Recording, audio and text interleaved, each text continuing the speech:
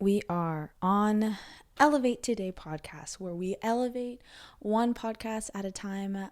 Today's episode is actually very special to me because we're going to be talking about 11 things that I've learned from being 21, or we can say 11 things that I've learned over the 22 years, but I'm actually going to put an emphasis on what I learned specifically this year and talk about some realistic tips that you can apply to your life, just because I took some time and really thought about the lessons that I've been told, that I've been taught, that I've experienced through people, experienced through the hard way, to help me to continue to elevate this year. So that's all this journey on life. It's just about getting better every single day, constantly growing, constantly learning, constantly helping and loving those around you, healing your own heart and helping others get on the journey to heal theirs. So we are going to talk about what I learned this year. I'm officially an official in it kind of adult, 22 years old. So we're doing 11 lessons I learned from being 21. I'm going to need my phone for this one. It's just too many to memorize. And yeah. So, all right. Lesson number 1 is pretty true, pretty fun. It's high risk, high reward. So being 21, you have this new freedom of opportunity, of like being able to drink, being seen as an adult. You can just like literally do whatever you want. And something that helps with that is there's not a lot of things that you can't do. Therefore, you should do as much as you can. High risk, high reward is a very true principle, because if you end up trying something kind of crazy and it goes bad and you fail, it doesn't go how you want it, how you handle that defeat, how you handle that loss does grow you as a person, and it gives you that ability to take risks. You want to maintain the ability to take risks, to go into unknown situations, to establish an opinion on different things, especially as you're a young adult. You want to have experience, perspective on the different kinds of things you do, and the only way you do that is by just going after it, just saying yes to everything. Because when you're 40 years old, when you have a family, when you have a husband, when you have a wife, whatever, being older comes with, you can't like do something, for lack of a better word, dumb because you want to experience. You kind of have to be responsible and mature. Therefore, this window of being a younger 20-year-old is like, okay, you have the freedom, you have the ability to be resilient and get back up, so take a lot of risks. Number 2 is, okay, this one is about people. In your younger 20s, you literally should do your best to learn and understand every type of people, because no matter what realm, what industry you go into, you're always going to be dealing with people of different types, of different backgrounds, and you're winning if you can understand them. If you can realize that people that are different from you aren't bad, from people that are raised different from you aren't bad. Like, the differences between humans are what make us special, or what make us should make us interested in each other. Therefore, like, this is also the age when people are dating more, when people are going out more in social situations. Press into those conversations that can teach you about someone so different than you. And when you do that, you can realize, like, we're all heart, we're all one, we're all a concoction of soul, spirit, mind, body, trauma, how we're raised, our environment. And so once you understand people, you can like be better at sales. You can be better at relationships. You can be better at connecting with anyone. And if you can connect with anyone, this world is truly a beautiful place. It's somewhere where you can feel safe. It's somewhere where you can know what you have to do. It's somewhere where you can learn to establish boundaries because of unfortunate situations you put yourself in your younger 20s, where you realize, oh, okay, not everyone is trustworthy, or you learned how to just establish a gut feeling when you're around certain people because you've exposed yourself to so many type of people. And I'm trying to do that now. It's just fascinating because I like my routine. However, I've done a lot in my life to understand a lot of people, but there's just so much more to understand. Never stop seeking to understand humans. You never know their story. You've never walked their shoes before you you judge or hate in any form, in any capacity, realize that they've lived a whole life you could never understand. And most of the time, a lot of the actions that people do make sense because of what they've been through. It's just a puzzle piece. And it doesn't justify wrong behavior, but it does make you like, oh, well, that makes sense. I understand you. I feel you. Like, and that brings out better, deeper conversations. Number 3, money is a societal principle, a law. Like, being around different groups of people, I've heard a lot of money doesn't matter. It's not all that matters. It shouldn't be where your focus is. But in my opinion, money should 100% be where your focus is. Like, I don't think that anything else really matters, because I do think a lot of things really matter. But if your finances are not in order, a lot of different areas of your life can really get effed up. Like, if you don't have finances because you didn't really want to focus on that, and you're in a relationship, all of a sudden this relationship is getting damaged from financial, lack of knowledge financially. If you have a house, but you're just wanting to work one job and take care of it that way, like, you don't know what the future could hold when it comes to finances, because money rules are constantly changing and evolving. And now there's just trippy technology. And so I think one of the best things you can do is get out of your mind that money doesn't matter. It shouldn't be where your focus is. It should just be like, oh no, like, I want to be good at it. Just like I want to be a good athlete. I want to be a good communicator. I want to be good with money. It should be everyone's like normal. Just be good at money, because you can help more people. You can do more. You have the freedom to do what you have to do. You can alleviate pressure in different areas of your life simply by having the freedom to do what you need to do. It sucks when you want to help someone and you can't because of financial problems. It sucks when you see a need and you could take away so much stress and pressure from someone's life, but you can't help them because you didn't set yourself up. Everyone's going to learn the money game at different times. It's just one of the best lessons to learn quicker. Like, stay out of debt. Like, figure out the best ways to pay off your credit cards as soon as possible. The younger you figure this out, the better your 30s could be, your 40s could be, your 50s could be. And just make it an interest to learn about it, because everyone's going through it financially and finding their own strategies. Therefore, everyone's talking about it. Everyone's kind of in the game. If you start talking about it with people, you'll be surprised how there's a lot of opinions out there, and people want to talk about it because it's good. It's good to express and figure out and realize that we're all trying to make money in the best way possible to have freedom, to live life and help people and do what we want to do.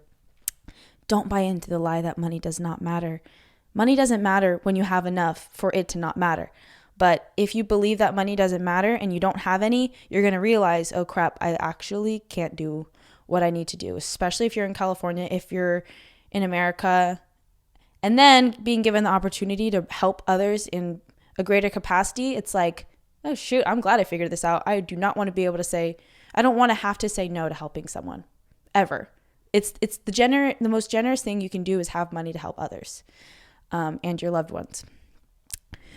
Number 4, and this one's a little fascinating one, but I think that it is a hack of your younger 20s, unless it's something you've done when you were younger, but is spend time with children.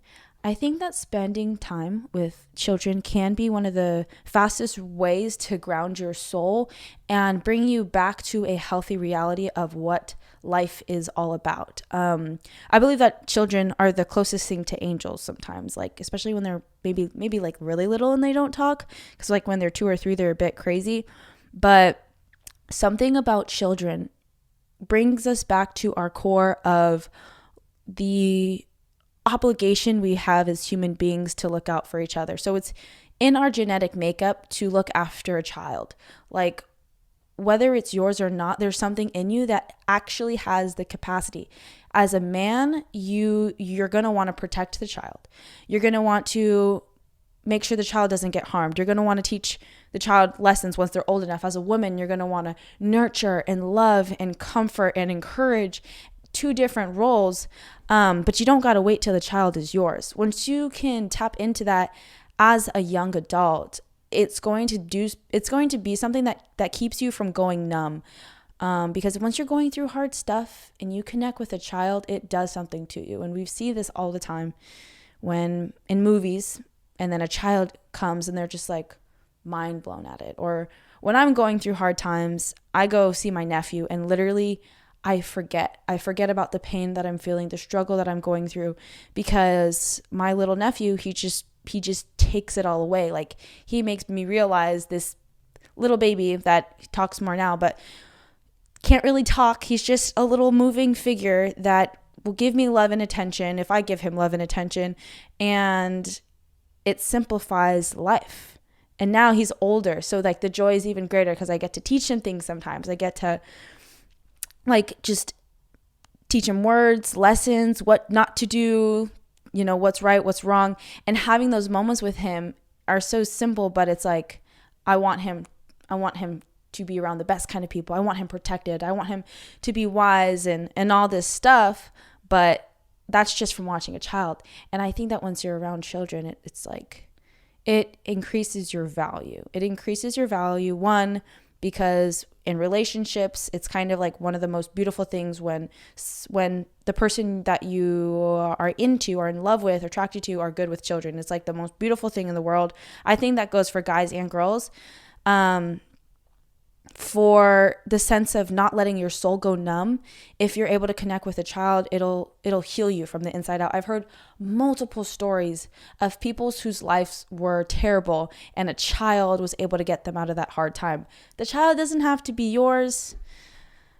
That's all I'm saying. And that's why you should get around children now, because as soon as a child does come in your life and it's yours, you want to make sure you're not like, I don't know how to connect with this little thing, because there's no greater time for the children to need us. And then the other reason why I think it's important to know how to connect with children is because I believe that there is a war against children, against the minds of children, against their safety, against their identity, against so many things. And no one can fight this fight. Like, no one really knows how. That's why we just need to be in the children's life and like figure out the strategic way to fight this fight. But, like, there's a lot of kids without fathers, kids without mothers, and even children that don't have parents in different systems, foster, adoption, that go so unrecognized. So the pain that they have to deal with is heartbreaking because they've never had a figure in their life that could smother them with an unconditional amount of love.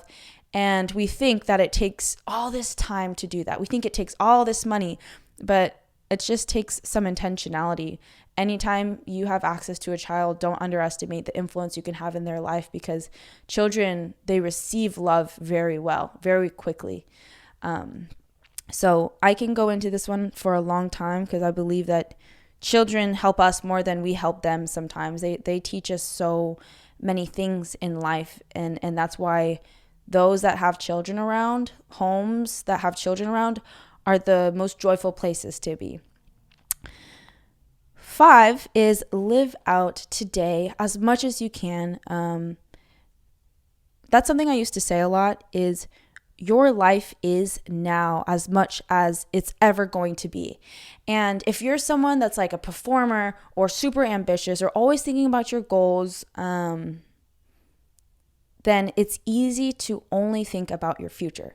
It's really easy to lose track of the moment and not be present with those you need to be present with, because you're just so focused and driven on what you have to accomplish in 10 years. But remember that how you're going to feel, the life you're going to live in 10 years is the same life that you're living right now. Like, don't lose out on any opportunity to be fully present and to let your soul do what your soul does best and connect with right now, because there's a way to be present and be happy with exactly where you are and get what you have to get done in order to set you up for your future. But if you don't know how to enjoy your life and enjoy yourself and enjoy those around you right now, then in 10 years, when you have everything that you have accomplished, you'll realize, dang, I did it, but for what?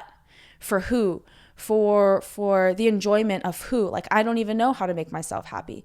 Therefore, it should be a constant practice to connect with nature, to have a friend that you see maybe once a week and you just tap out of work and just zone in and be present. And maybe this this lesson doesn't apply to you because you're always present. In that case, you got to work, you got to show up, think about your future, but remember that life is right now, and to find a few things in your life that make you lose track of time. Ooh, yes. So believe in something greater than yourself. That is number 6. Believing in something greater than yourself will get you out of the most difficult situations. And I think young 20s is this like beautiful balance between life hasn't hit you that hard yet, and like you're getting a taste of reality. And everyone has different backgrounds. Again, I'm very mindful that I was raised differently than a lot of others, but when you're 20 is when, like, if you were maybe a little bit more sheltered, you're realizing, oh wow, it's a cold world out there, people are harsh, people are bitter. And then if you're someone who's already like had that belief system, now it's like, okay, do I want to live out my own adult life believing that everyone's a bad guy because of what I've seen, because I've had trust issues? Therefore, it's important to believe in something greater than yourself, to have hope, to have faith. I believe in God, and there's been moments where I've been faced with challenge, and in my eyes, I failed because I didn't know how to tap into my faith when I really needed to. And that is why it's important to continually be knowing how to connect with your spirit, to make your spirit come alive, know how to get into nature and connect to God, whoever the one is that gives you that power and alive source of love, unconditional love, and energy and hope. And for me, that's God. So learn how to connect with that. So when you go through a breakup, when you go through losing a loved one, when you go through financial issues, having to move, drama, backstabbing, whatever you face, you can go back to this peaceful state of peace where you can be like, you know what? I know that this is all for something greater than what I'm going through. And to tie along a story with that, I had the opportunity to share my story and some things that I've been through with like a ministry group, and basically how someone in my life, I was like going through a lot of troubles, and I expressed what those troubles were, and someone in my life got me out of that. And I got to tell my story to about like 400 people in a high school. And I remember this one girl, she came up to me and she was like, oh my gosh, I've never heard someone struggle through exactly what I'm struggling through right now. And you just given me so much hope and so much faith that things can get better.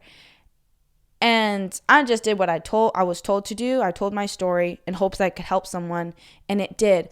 But it was that moment where I realized, like, no matter what I've been through and no matter what I go through, my story is pointless unless it helps someone else. And so that can go for you too. No matter what you've been through, no matter what you've gone through, your story could help someone else. And until you face that moment where someone looks at you in the eyes and says, dang, I had no idea I could relate to someone so much.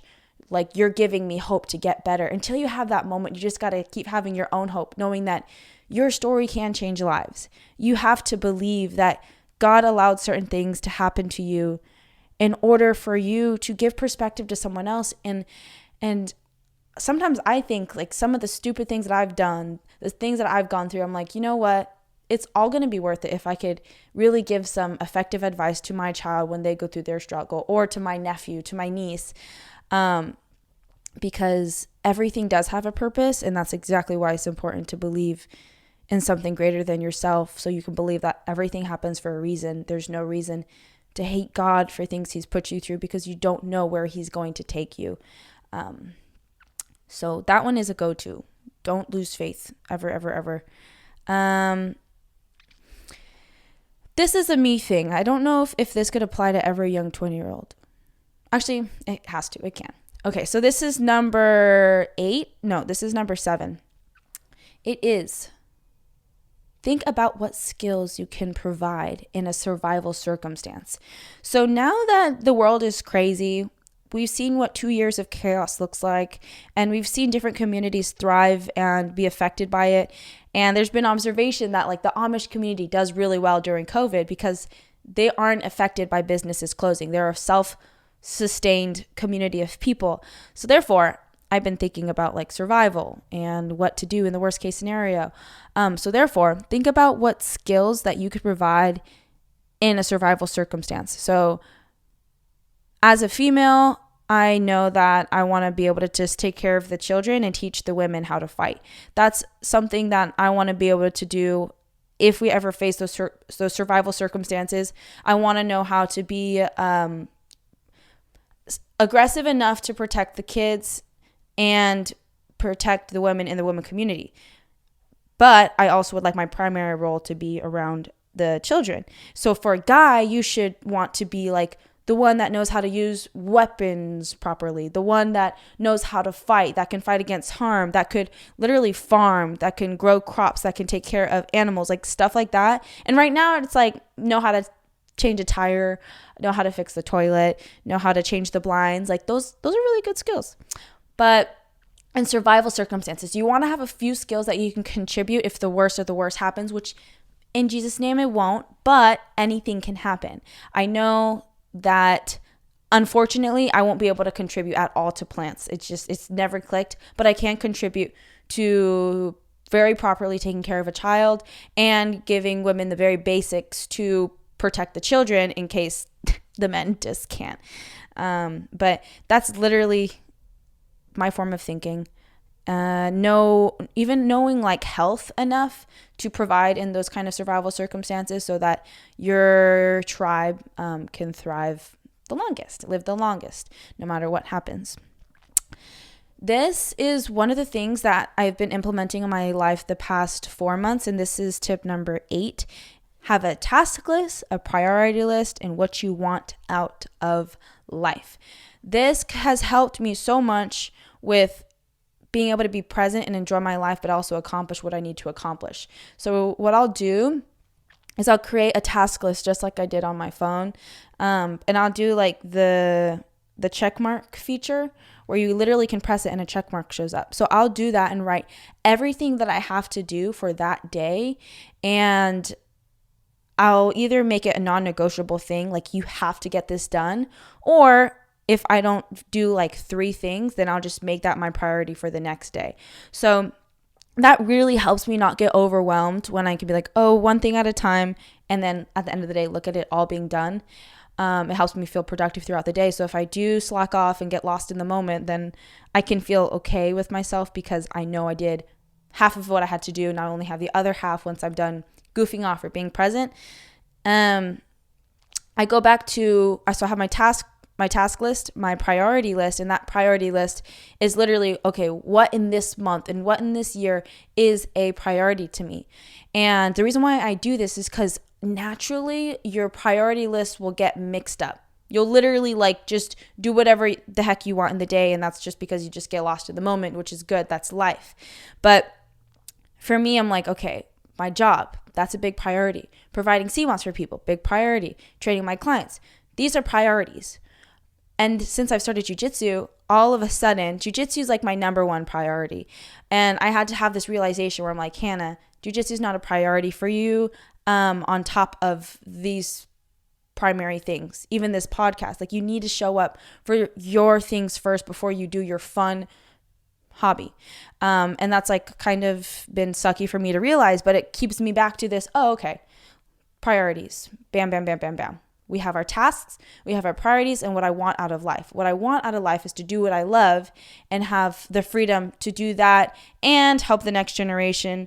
So therefore, that like knowing my mission and my purpose in life helps me know what kind of priorities I'm going to have throughout that season of my life. And then the tasks help the days not be overwhelming. Speak your truth. I think that that's something we get away with also when you're in your young 20s, because the 48 laws of power says that don't talk more than you have to. And I'm like, that's ironic because I talk more than I have to every single day of my life, every time I'm with someone, and I have a podcast. So that law from the 48 laws of power just doesn't apply to me. But I'm also like, well, this is the season of my life. I can imagine being 34 years old thinking like, Hannah, your words are valuable. don't talk more than you have to. I can imagine myself even naturally growing up to that state of life. But right now, I'm young, therefore there is like a certain amount of grace over the words that I speak. But remember that life and death are at the power of the tongue. So you never want to use your words to speak death over anyone, to speak poison over anyone, especially yourself. Do not ever speak negatively or say terrible things to yourself, even if you're joking, even if you're saying it to someone else, because your subconscious doesn't know the difference. If you were like looking in the mirror and you're like, oh God, do I really look like that? I'm really that effing ugly. Then your subconscious is going to hear, I am ugly. I am effing ugly. God messed up when he made me. What that is going to do to your brain on a subconscious level is kind of make you start hating yourself. And if you hate yourself, then it's really hard for you to love others. And if you don't love others, you're eventually just going to be poisonous to others, be poisonous to yourself. And those that take that route are usually the ones that cause harm to society. And all it starts off with is those subconscious programming that you did to yourself, that maybe you had a parent speaking terrible things over you all the time, maybe a sibling, maybe a bully. But speak life over yourself. But my whole point of this is speaking truth. Always speak your truth. So speak truth to yourself and how you think, but also learn how to express yourself. Learn how to have an opinion on something, properly express your opinion, and properly be debated back. Learn how to fight for your own truth in the most peaceful way possible, to be classy about it, to have your stubborn values and beliefs, but not impose them on people to where they feel uncomfortable and hated, but like, oh, okay, I understand why you think that way. That is a beautiful trait. And also right now, I think that everyone is so scared to offend someone else that people's mouths are glued shut. No one really expresses their true values unless it's something predictable by the media and somewhat trendy. If you really think about it, people don't express their values unless it's trendy. And I went to Europe, and Europe is kind of doing what America is in the process of doing to us. In Europe, it's already like an established thing. And sorry, when I say Europe, I will say specifically Scandinavia. So I was in Norway and Sweden, and they're both the same. They are all about like maintaining peace. So not really sharing your opinion, therefore talking about like different like religion, values, principles, politics, perspectives on schools and stuff like that. It's not much of a thing because in their eyes, it's not a peaceful conversation, but therefore they kind of lose their freedom of speech to express themselves. And that's something that, in my opinion, we're getting less and less of, because you post something that they don't like, they can delete it, and that's just crazy.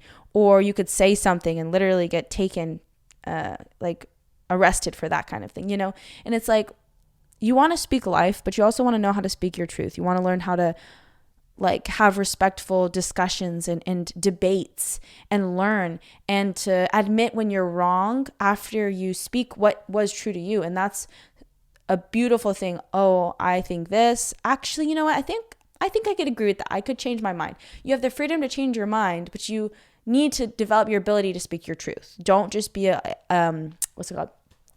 A gecko. Don't be a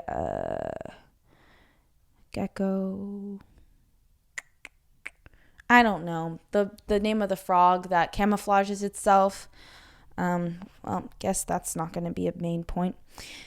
Don't camouflage yourself and just echo what people say. Be strong in your own words and be true to yourself. Speak your truth, because that will filter out the people that don't like your truth, and it'll attract the people that are interested in your truth or agree with your truth. Either way, you want to be around people where you can just express yourself. You want to be around people where you could have an opinion from a very genuine heart space and not feel attacked or made fun of for it. That is a big red flag when it comes to making friends, if they don't like let you express yourself. Be a student to everyone and everything. I'm serious when I say children have taught me so much. I don't let the whole they're a baby, they're little, they could barely talk, get to me. It's like, this is a soul that has literally been in heaven way sooner than I have, or more recently than I have. Therefore, this little thing has so many like lessons of energy, of aura, of love that I could learn from. You can learn from everything and anything. Therefore, do a lot of things, talk to a lot of people, have a lot of experiences so you can learn. And like even intentionally place people in your life to teach you things. Like don't let age get to your head. Don't let anything get to your head. Don't let age, don't let gender, don't let ethnicity, don't let anything hold you back from learning from someone. If someone knows something that you want to learn and you're willing to make it a win-win situation in some capacity, you should tell people, I want to know how you did that. How did you do that? It could be a 10-minute conversation, or it could be your new mentor. You just don't know. And that's why you should speak your truth, because you also learn how to get denied, how to be told no, how to hear what you don't want to hear back. And the sooner you can do that, the more freedom you have, because high risk, high reward. High risk also, like, bad things could happen too. So just be wise. And then the last one is have certainty in your identity and mission all the time. Have certainty on who you are and what you want to do. Think about that every single day, because like you can call it gravity, you can call it the devil, you can call it just the nature of society, survival of the fittest, but there's always going to be something in the world that's going to be pushing you down, trying to make you think that you don't know who you are, that you're not as great as you think you are, that you don't have a purpose, that you don't have a plan for your life, that you're not going to be amazing. All these things that are constantly bringing you down. I like to see it as gravity, because it's nice to know it's not as malicious as like a devil, but there's something against you. Therefore, you need to use your willpower to fight for what you know to be true. And if you don't know to be true, then I would say press into God, because like the Bible says, God has a purpose and a plan for your life, that you are beautifully and wonderfully made, that I don't know where it says this, but the Bible says stuff like you're destined for greatness. You can't accomplish anything. You can do anything through God that gives you strength. Get that stuff puffed up, like blown up in your head, so that you know that you're amazing. You know that you're destined to do something phenomenal. You know that you can impact people. You can inspire people. You can be the first person in your family bloodline to do something this amazing. You want to have that self-confidence and self-love, because no one's going to give it to you. No one's going to say, like, very few people have people in their life that are like, you got it, keep going, I love you, push yourself, you're going to do great, you're amazing, you're beautiful, don't hate yourself. Like, not a lot of people have that. Therefore, you need to do it yourself. And I say this because I know how important it is, because I've known what it feels like to absolutely hate yourself. I know exactly what it feels like. I know what it feels like to wake up in the morning just disgusted to do another day at not knowing what to do with this day. And I'm not talking about time-wise. I'm just talking about living in my own skin.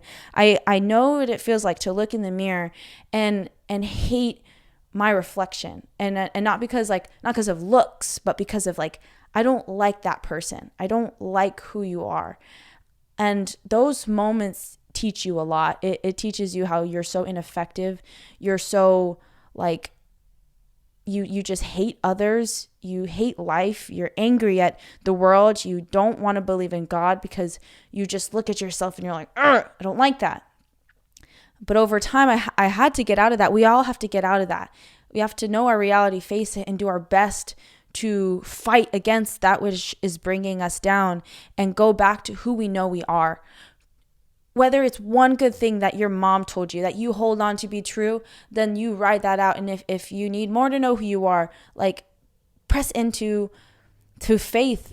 Be around better people that can spot the greatness in you, because it's there. But like, you know yourself. No one knows yourself better than you know yourself. You know your own strengths. If you set aside the false humility of, I don't want to talk about why I'm all this and why I'm all that. No one's listening to you, what's going on in your head anyway. So hype yourself up, because again, this gravity, this negative force, it's strong. Therefore, you have to come after it every single day. I love myself. I'm destined for greatness. I'm going to help people. God has a plan and a purpose for my life, and nothing is going to stop me from being who I am destined to be. You need to tell yourself stuff like that every single day, because you can't give space for anything else. Because as soon as you let a little lie stick in your head, all of a sudden you hate yourself. And if you hate yourself, you can't love others. If you can't love others, then you're pretty much a purposeless space. We got to love others. We got to love ourselves. And knowing your mission. Simply, if you don't have a mission, your mission most likely contributes to helping the next generation in some capacity. And if it doesn't, then try to make it that way. Because the next generation is going to need a lot of extra tender love and care. It's going to be a generation that doesn't really have a stable mom and dad.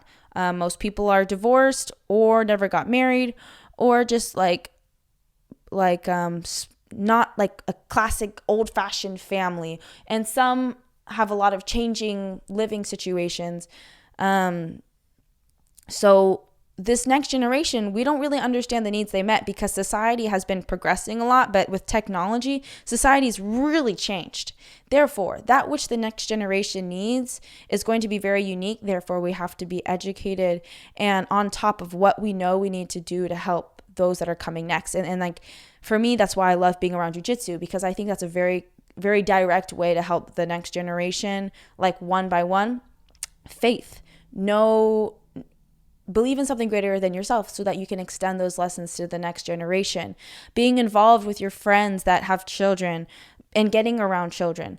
Like, what is your plan to, in some way, contribute to helping the next generation? Health, fitness, financially, mentally, spiritually, energetically. There's so many ways that you can do that.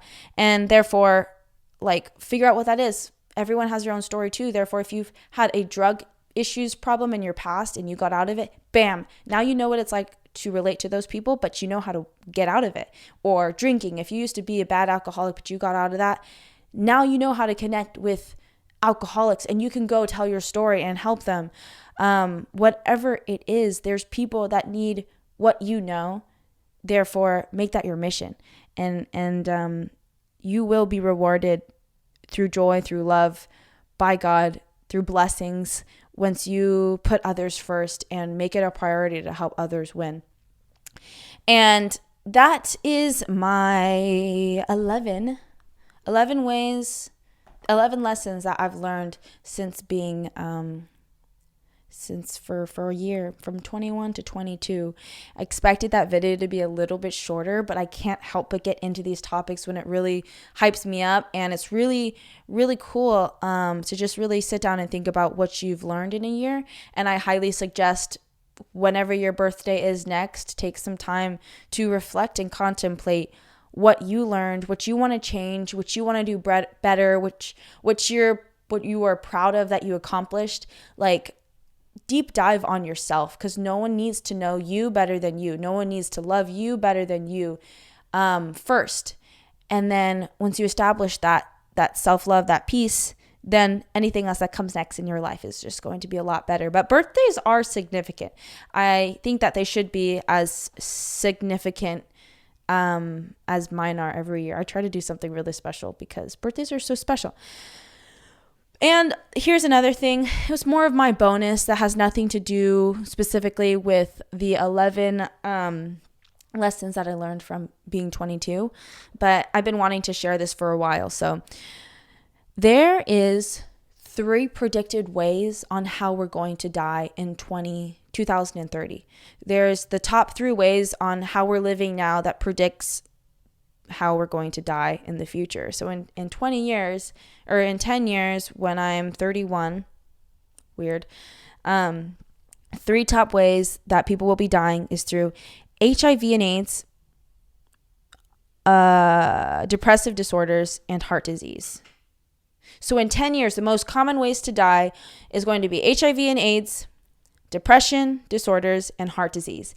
What's most mind-blowing about these 3 things is they're all preventable right now. They're all preventable through lifestyle changes. Therefore, going back to maybe how this would connect, this should be your mission right here. To contribute to one of these three things and having an opinion on it is a very effective way to literally fight a battle, to fight a war. Back then, we fought wars to save people.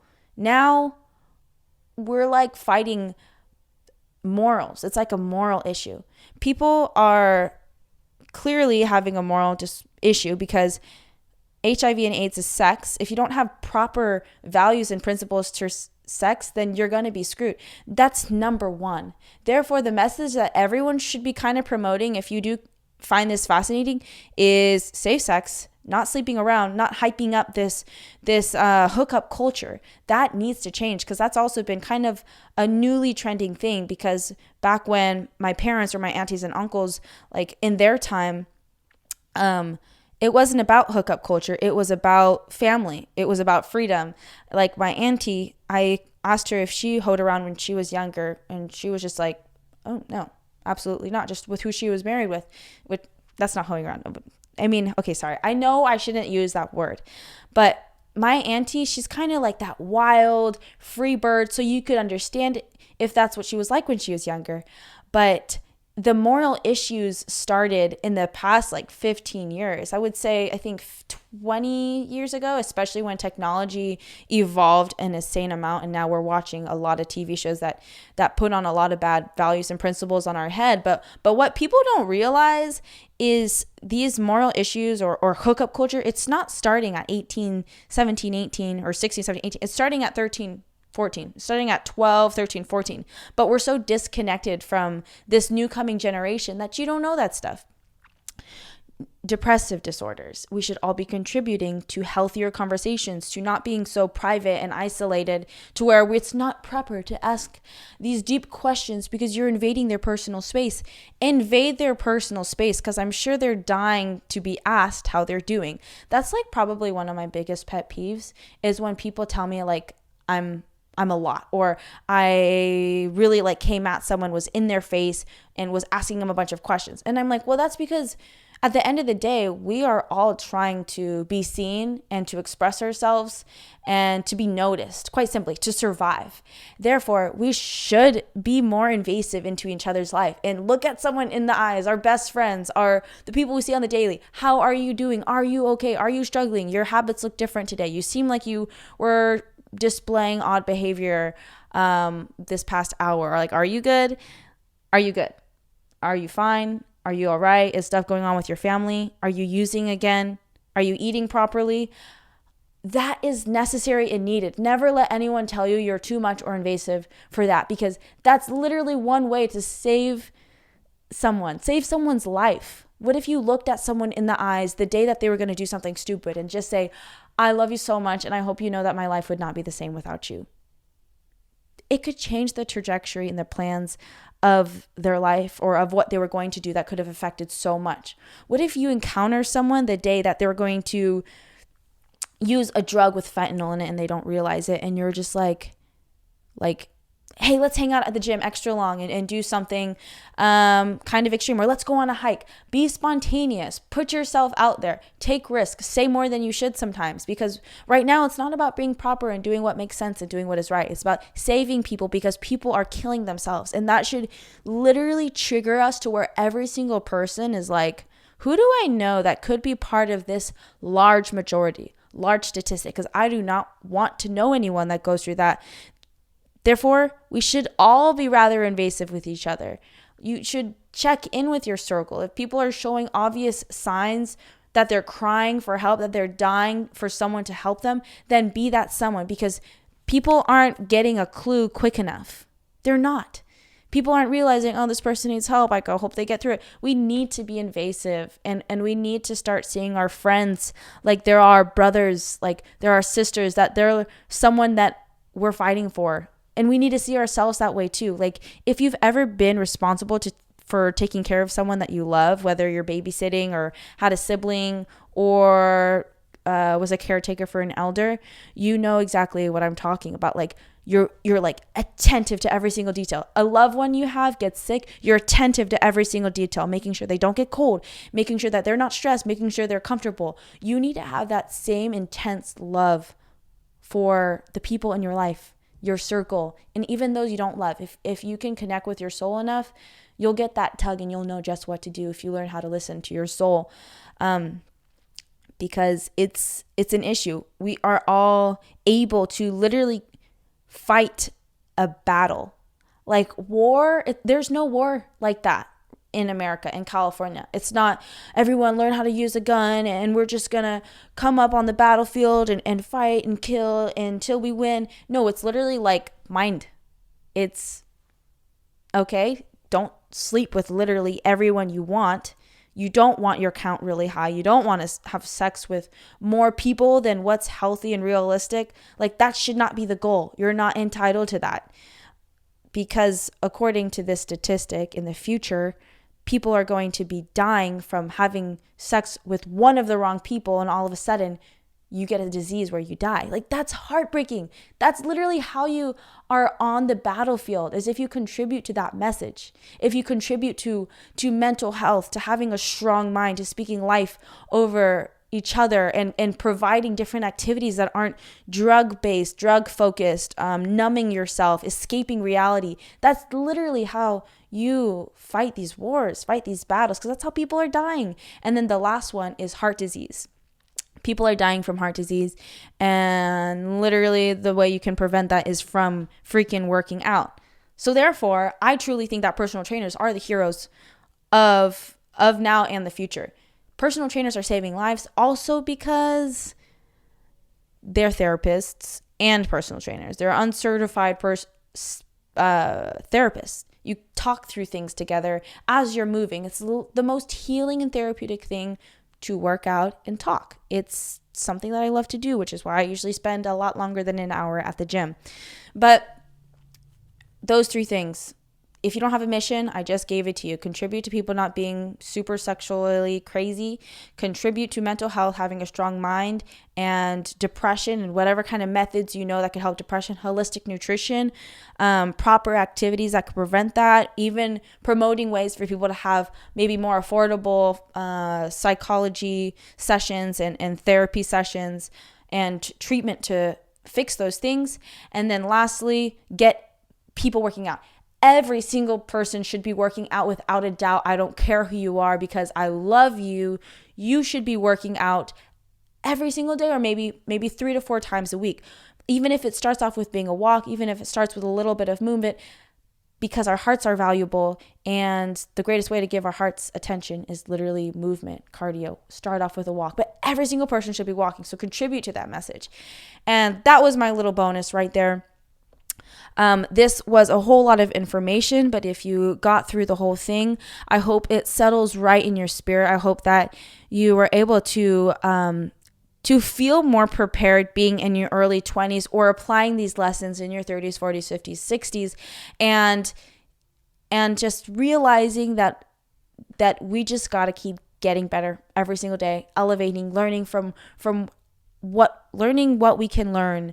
No matter what we go through, everything is a lesson. We are meant to be students until the day we die and our life experience comes to an end. But yeah, so I'm super happy to be 22. My goal right now is to just be on top of it with this podcast and continue to get doors opened to impact and show some love to the next generation, as well as just being able to bring people on the show that could help the next generation. So I'm super thankful for this space to do so. Thank you for listening. If you got to the end of the show, continue to elevate, continue to grow, continue to do what you have to do to be the best and truest version of yourself. Thank you for listening. Comment, like, subscribe to the show, and repost, share to your friends to grow the show. Have an absolutely lovely day, and I will see you when I see you.